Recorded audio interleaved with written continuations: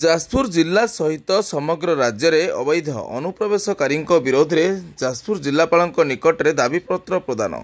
अवैध अनुप्रवेश कर रोहिंग्या और बांग्लादेशी मानू जाजपुर जिला सहित समग्र राज्य चिन्हट कर विताड़ित करने निमंते नवभारत हिंदू संगठन पक्षर जाजपुर जिलापाल निकट में बुधवार दिवा 2 घटिका समय एक दाबीपत्र प्रदान कर देखा मिली।